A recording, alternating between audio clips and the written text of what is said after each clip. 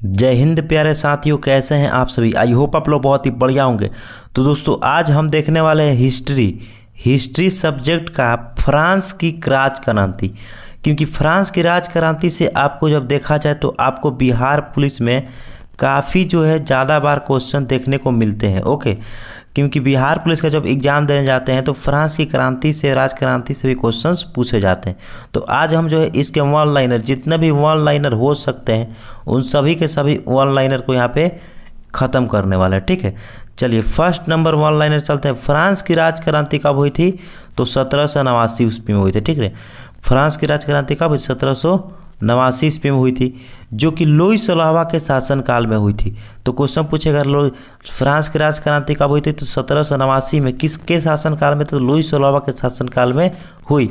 इस समय फ्रांस में सामंतवादी व्यवस्था थी। किस प्रकार की व्यवस्था थी फ्रांस में? तो सामंतवादी व्यवस्था थी, सामंती व्यवस्था। ठीक ना, करेगा 14 जुलाई 1789 को फ्रांस क्रांतिकारियों ने एक बलिष्ठ, देखिए एक नेक्स्ट चलता हूँ। तो 14 जुलाई 1789 को क्रांतिकारियों ने बास्तिल के कारागृह फाटक को तोड़कर बंदियों को मुक्त करा दिया। तब से 14 जुलाई को फ्रांस की राष्ट्रीय दिवस मनाया जाता है। तो ये बहुत ही ज़्यादा जो है इम्पोर्टेंट है कि फ्रांस में राष्ट्रीय दिवस कब मनाया जाता है। ठीक ना, फ्रांस का राष्ट्रीय दिवस कब मनाते हैं, या फिर फ्रांस को स्वतंत्रता दिवस कब मनाया जाता है? तो 14 जुलाई को। फ्रांस में स्वतंत्रता दिवस कब मनाता है? 14 जुलाई को। तो इसी के दिन क्या हुआ था जी, हमारे वहाँ के देश के जो नागरिक थे उनको आज़ाद किया गया था, जेल को फाटक के तोड़ करके। समानता, स्वतंत्रता और बंधुत्व का नारा फ्रांस की राजक्रांति की देन है। ये सब नारा जो था समानता का, स्वतंत्रता का, बंधुत्व का, ये फ्रांस की राजक्रांति का ही देन हुआ। ठीक है, चलिए नेक्स्ट टॉपिक की तरफ चलते हैं। नेक्स्ट टॉपिक क्या बोल रहा है आप सभी का इसी में। नेक्स्ट कह रखा, राष्ट्रवाद की पहली स्पष्ट अभिव्यक्ति फ्रांस की क्रांति के साथ हुई। ठीक ना, मैं ही राज्य हूँ, मैं ही राज्य हूँ और मेरा शब्द ही कानून है। ये किसका कथन है? ये बहुत ही इंपॉर्टेंट है। तो लुई 14वां का कथन है। किसका कथन है? कि मैं ही राज्य हूँ, मेरा शब्द ही यहाँ का क्या है जी? कानून है। ये किसका कथन है? तो लुई 14वां का कथन है। राजा की निरंकुशता एवं स्वच्छतारिता पर अंकुश लगाने के लिए फ्रांस में पार्लना नामक संस्था थी। ये जो है राजा की निरंकुशता एवं स्वच्छतारिता पे अंकुश लगाने के लिए किस प्रकार की एक संस्था थी, जिसका नाम क्या था? यहाँ पे पार्लना नाम था। ठीक ना, जिसकी संख्या 17 थी। इसकी संख्या कितनी थी? 17 थी। और जिसका गठन न्यायालय के रूप में किया गया था। न्यायाधीशों का पद कुलीन वर्ग के लिए सुरक्षित होता था और ये वंश क्रमानुगत होते थे। ठीक ना, ये जो है अपने क्रमानुगत ये वंश जो है चला करते थे। ठीक ना, वर्साय के शीश महल का निर्माण लुई 14वां ने करवाया था। ये क्वेश्चन जो है आप सभी के लिए इम्पोर्टेंट हो सकता है। वर्साय के शीश महल का निर्माण लुई 14वां ने कराया था। किसने कहा था? लुई 14वां ने कराया था। ठीक है, देखिए नेक्स्ट टॉपिक का कह रहा है, नेक्स्ट पॉइंट के वर्साय को फ्रांस की राजधानी लुई 16वां ने बनाया। वर्साय क्या था? फ्रांस की राजधानी कहाँ थी? तो वर्साय थी। और किसने स्थापित किया था? तो लुई 14वां ने स्थापित किया था। एक क्वेश्चन को 4 बार, एक क्वेश्चन को 3 से 4 बार, एक क्वेश्चन को 3 से 4 बार रिपीट कीजिए। ठीक है, याद हो जाएगा। लुई 16वां 1774 में फ्रांस की गद्दी पर बैठा। क्वेश्चन पूछेगा आपसे, लुई 16वां ने फ्रांस की गद्दी पर कब बैठा? तो 1774 को लुई 16वां ने फ्रांस की गद्दी पर बैठा, बैठा। ठीक है, लुई 16वां की पत्नी का नाम मेरी एंटोनेट था। क्या नाम था? ये मेरी एंटोनेट था, जो कि ऑस्ट्रिया की राजकुमारी थी। क्या थी ये? ऑस्ट्रिया की राजकुमारी थी। ठीक है, राष्ट्र की समाधि वर्साय का क्या बोल रहे हैं? वर्साय का भड़कीला राजदरबार था। ठीक ना, लुई 16वां को देशद्रोह का अपराध में फांसी दी गई थी। ये क्वेश्चन इम्पोर्टेंट है। लुई 16वां को फांसी क्यों दी गई थी? तो देशद्रोह के अपराध में फांसी दी गई। ठीक ना, टेलो, देखिए एक प्रकार का क्या है? टेलो एक प्रकार की भूमि कर था और टीके एक प्रकार का धार्मिक कर था। मतलब भूमि पर टेलो किस प्रकार का, ये क्वेश्चन पूछ सकता है आपसे। टेलो जो था वो किस प्रकार का भूमि कर था? तो क्या किस प्रकार करता? तो भूमि कर था। लेकिन टी थे क्या था? व्यक्ति थे, एक प्रकार का धार्मिक कर्ता जो चर्च को देना पड़ता था। ये किसको देना पड़ता था? चर्च को देना पड़ता था। चलिए नेक्स्ट पॉइंट की तरफ चलते हैं। नेक्स्ट पॉइंट आप सभी से क्या है? फ्रांस की क्रांति में वोल्टेयर, मोंटेस्क्यू और रूसो सर्वाधिक योगदान रहा। फ्रांस की राजक्रांति में वोल्टेयर और मोंटेस्क्यू और रूसो का क्या रहा जी? ज़्यादातर इसमें योगदान रहा। वोल्टेयर चर्च का विरोधी था, ये क्वेश्चन। वोल्टेयर किसका विरोधी था? तो चर्च का विरोधी था। वोल्टेयर किसका विरोधी था? तो चर्च का विरोधी था। ओके। रूसो फ्रांस में प्रजातांत्रिक शासन पद्धति का समर्थन था। ठीक है। 100 चूहों की अपेक्षा, ये कौन कहता था कि 100 चूहों की अपेक्षा एक सिंह का शासन उत्तम है। 100 चूहों की अपेक्षा एक सिंह मतलब एक शेर का शासन उत्तम है। यह फक्ति था किसका? वोल्टेयर का था। यह फक्ति किसका था? तो वोल्टेयर का था। ठीक है। उक्ति किसका था? ये वोल्टेयर का था। सोशल कॉन्ट्रैक्ट रूसो की व लेटर्स ऑन इंग्लिश, ये वोल्टेयर की रचना है। ये आप रचना दोनों याद कर लीजिएगा। ठीक है।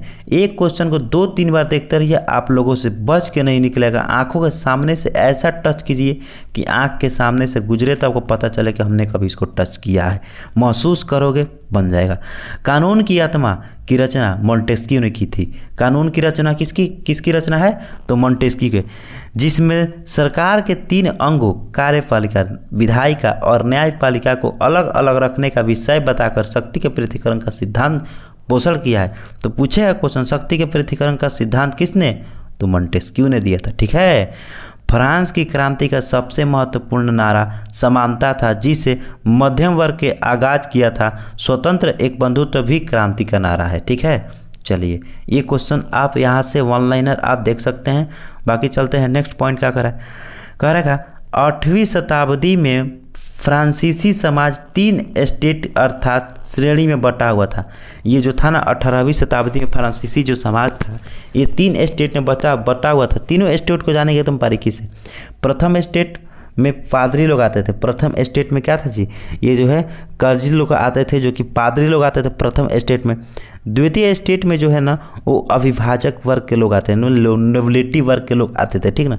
जबकि तृतीय स्टेट एक ऐसा स्टेट था जिसमें देश के 90% जनता आती थी, जैसे टीचर हो गए, है कि ना जी, ये हमारे जितने भी सरकारी जॉब करने वाले हो गए या फिर आम आदमी हो गए, है कि ना, ये सारे के सारे लोग उसमें जज हो गए, है कि ना, ये सब के सब जो उसमें आ जाया करते थे। ठीक ना। उन्हें सभी प्रकार के कर देने पड़ते थे।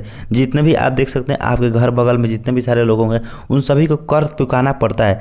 तो इन सभी को क्या कहता है? कर देना पड़ता था। तो इन सभी को जो तृतीय स्टेट में लोग आते थे वो 90% लोग किस में? तृतीय स्टेट में आते थे। जिन लोगों को क्या करना पड़ता था? अपने किसी भी काम के बदले, कोई भी सामान खरीदने किसी भी काम के बदले क्या चुकाना पड़ता था? कर चुकाना पड़ता था। जबकि ये प्रथम और द्वितीय स्टेट के लोगों में ये सब चीज़ें नहीं थी। इसी वर्ग में व्यापारी आते थे। व्यापारी जैसे कि हम लोग हो गए, है कि ना जी, व्यापारी आते थे। मतलब हम लोग हो गए जैसे आम आदमी। ठीक ना। और व्यापारी आते थे डॉक्टर, वकील, जज, अध्यापक, शिक्षक, लेखक, शिल्पी, किसान, मजदूर सभी शामिल थे। किसमें? तृतीय स्टेट में। ठीक है। चलिए नेक्स्ट पॉइंट की तरफ चलते हैं। नेक्स्ट पॉइंट आप सभी से क्या बोल रहा है? कह रहे फ्रांस की राजक्रांति के समय फ्रांस की मुद्रा लिवरे थी। ये याद रखिएगा। ठीक है। फ्रांस की राजक्रांति के समय वहाँ का मुद्रा क्या थी? तो लिवरे थी। ठीक है। स्टेट जनरल के अधिवेशन की शुरुआत 5 मई 1789 ईस्वी में हुई थी। स्टेट जनरल की अधिवेशन की शुरुआत 5 मई 1789 में हुई थी। माप तोल की दशमलव प्रणाली फ्रांस की देन है। ये क्वेश्चन याद रखिए, क्वेश्चन पूछ देगा आप सभी से। माप तौल की ये दशमलव प्रणाली किस देश की देन है? तो फ्रांस की देन है। किस देश की देन है? तो आप सभी याद रखिए किसकी देन है ये? तो फ्रांस की देन है। कोई फ्रांस की देन है। ठीक है। इसको आप एकदम ही ध्यान रखिएगा। ओके। चलिए सांस्कृतिक राष्ट्रीयता का जनक पूछेगा क्वेश्चन। संस्कृति राष्ट्रीयता का जनक हर्डर को कहा जाता है। किनको कहा जाता है? हर्डर को कहा जाता है। तो हर्डर को आप इसको याद रख सकते हैं। किनको कहा संस्कृति राष्ट्रीयता का जनक किसको कहा जाता है? तो हर्डर को कहा जाता है। ठीक है। नेक्स्ट कह रहा है नेपोलियन का जन्म 15 अगस्त 1769 को क्रोसिका द्वीप की राजधानी अजासियो में हुआ था। यानी कि नेपोलियन का जन्म कब हुआ था आपसे पूछ सकता है। तो 15 अगस्त 1769 को कोर्सिका द्वीप की राजधानी कहाँ थी, अजाकिया में। ये क्वेश्चन आपसे ये भी पूछ सकता है कि कोर्सिका द्वीप की राजधानी कहाँ थी, तो बोलिएगा कहाँ पे, अजासिया में। कहाँ पे थी, तो ये अजासिया में, ठीक है, अजासिया में थी। ओके, चलिए नेक्स्ट टॉपिक की तरफ चलते हैं। नेक्स्ट टॉपिक आप सभी से क्या बोल रहा है, नेक्स्ट कह रहेगा नेपोलियन के पिता का नाम क्या था, तो कार्लो बोनाट था, कार्लो बोनापार्ट, ठीक है, कार्लो बोनापार्ट था। नेपोलियन का पिता का नाम क्या था, तो कार्लो बोनापार्ट था, ठीक है। और इसका भी नाम क्या था, पूरा नाम नेपोलियन बोनापार्ट। क्या नाम था यहाँ पे, नेपोलियन बोनापार्ट था, ठीक है। नेपोलियन का पूरा नाम क्या था, तो नेपोलियन बोनापार्ट था। नेपोलियन ने ब्रिटेन के सैनिक अकादमी में एक शिक्षा प्राप्त की थी। किसमें, तो सैनिक अकादमी में शिक्षा प्राप्त की थी। कहाँ के, तो ब्रिटेन के। कहाँ के, तो ब्रिटेन के, ठीक है। 1796 में नेपोलियन ने इटली में ऑस्ट्रिया के प्रमुख को समाप्त किया। किसको समाप्त किया, प्रमुखता को समाप्त किया। इटली में ऑस्ट्रिया के प्रमुखता को समाप्त किया। फ्रांस में डायरेक्टरी के शासन का अंत 1799 में हुआ था। फ्रांस में डायरेक्टरी के शासन का अंत कब हुआ था, 1799 में हुआ था। नेपोलियन 1799 में प्रथम कौंसल बना और 1802 में जीवन भर के लिए कौंसल बना रहा, ठीक है, बना। तो सबसे पहले जो था कब बना, प्रथम बार कौंसल कब बना था, तो 1799 में। लेकिन ये पूरे जीवन भर के लिए कब बना, तो 1802 ईस्वी में बना। ओके, चलिए नेक्स्ट टॉपिक की तरफ चलते हैं। नेक्स्ट टॉपिक आप सभी से क्या बोल रहा है, इसी का पार्ट है, ठीक है। अभी ये फ्रांस की राजक्रांति ही चल रहा है, ठीक है। आज हम फ्रांस की राजक्रांति को पूरा तरह से ख़त्म करने वाले हैं। उसके बाद जब उसने पूरे दुनिया मतलब जीवन भर के लिए बन गया, 1802 में पूरे जीवन भर के लिए बना। उसके बाद आता है 1804 में नेपोलियन को फ्रांस की सम्राट बना दिया गया, ठीक ना। तो कब बना ये नेपोलियन जो फ्रांस का सम्राट कब बना, तो 1804 ईस्वी में। 1802 में पूरे जीवन भर के लिए उस समय बन गया था। उसके बाद ये जो फ्रांस का जो है सम्राट कब बना, तो 1804 ईस्वी में फ्रांस का नेपोलियन बोनापार्ट ने सम्राट बना, ठीक है। आधुनिक फ्रांस का निर्माता नेपोलियन को माना जाता है। आधुनिक फ्रांस का निर्माता किसको माना जाता है, नेपोलियन को ही माना जाता है, ठीक है। नेपोलियन को आधुनिक फ्रांस का निर्माता माना जाता है। नेपोलियन ने ही सर्वप्रथम इंग्लैंड को बनियों का देश कहा था। किसने कहा, क्वेश्चन पूछ सकता है, किसने कहा, नेपोलियन ने कहा किसको, बनियों का देश, तो इंग्लैंड को कहा। किसको कहा, बनियों का देश, इंग्लैंड को कहा। किसने कहा, तो नेपोलियन ने कहा। क्या कहा, इंग्लैंड को, तो बनियों का देश कहा, ठीक है, मतलब खरीद बेच करने वाले, ठीक है। नेपोलियन ने पत्नी जोजेफाइन को तलाक देकर ऑस्ट्रिया की राजकुमारी मोरिया लुइस से शादी की थी। देखिए इस क्वेश्चन पूछेगा, नेपोलियन की पहली पत्नी कौन थे, तो जोजेफाइन थी, जिसको उसने क्या किया, तलाक दे दिया। तलाक देकर ऑस्ट्रिया की राजकुमारी महारानी से शादी किया, मोरिया लुइसा से शादी कर लिया, ठीक है। तो इसने क्या किया था, जोजेफाइन को इसने तलाक दिया और ऑस्ट्रिया की राजकुमारी मोरिया लुइसा से शादी कर ली, ठीक है। करेगा ट्राफलगर का युद्ध 21 अक्टूबर 1805 को इंग्लैंड और नेपोलियन के बीच में हुआ, ठीक है। तो ये पूछेगा आपसे क्वेश्चन, ट्राफलगर का युद्ध कब हुआ, तो 21 अक्टूबर 1805 को किस बीच हुआ, तो इंग्लैंड और नेपोलियन के बीच हुआ था। ओके, चलिए नेक्स्ट पॉइंट की तरफ चलते हैं। नेक्स्ट पॉइंट आप सभी से बोल रहा है, नेक्स्ट पॉइंट कह रहा है, नेपोलियन ने बैंक ऑफ फ्रांस की स्थापना किया, जो कि 1800 ईस्वी में।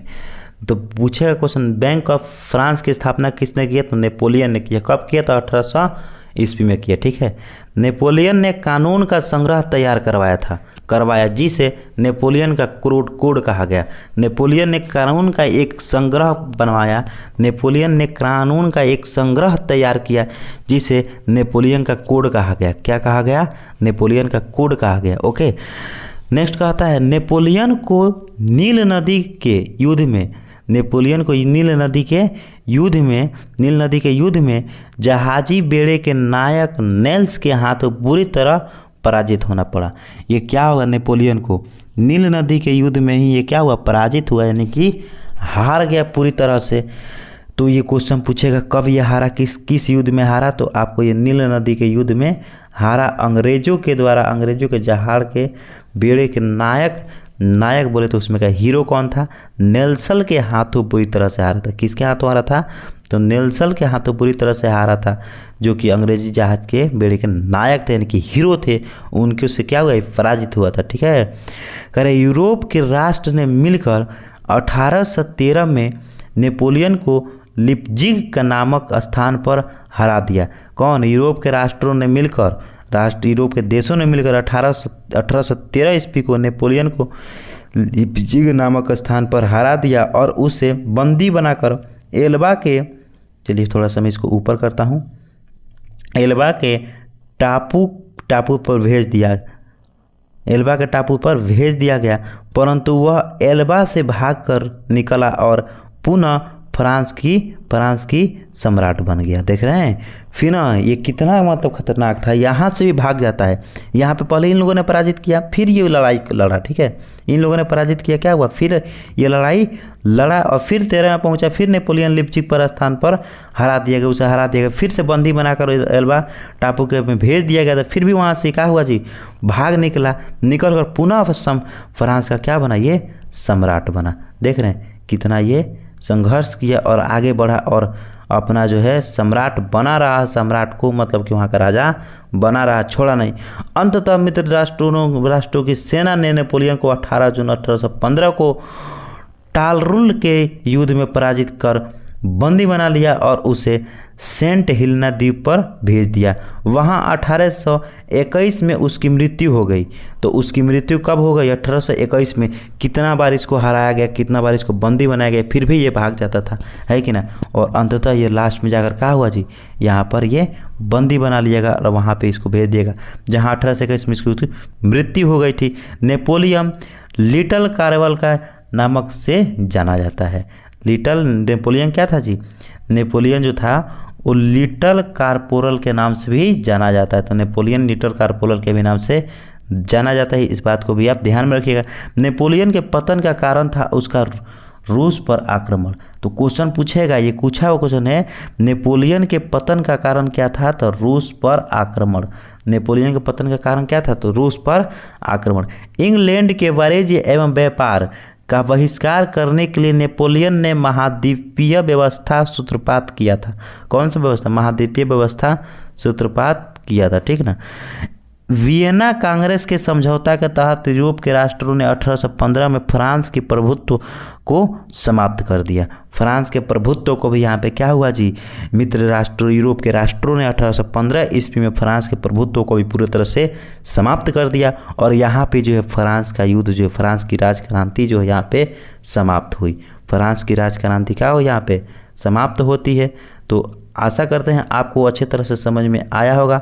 अगर आपको समझ में आया है, ठीक है, तो अगर आपको समझ में आया तो इसको लिखिए भी। इसको आप जो है आप अपने बुक में, अब नोटबुक में आप इसको लिखिए पूरी तरह से, और यहाँ से भी आप क्वेश्चन को तैयारी करते रहिए। आई होप आपको वीडियो पसंद आया होगा। अरे वीडियो पसंद आया तो चैनल को सब्सक्राइब जरूर कीजिएगा, ठीक ना। मिलते हैं अगले वीडियो में किसी अलग टॉपिक के साथ। तब तक जय हिंद, वंदे मातरम।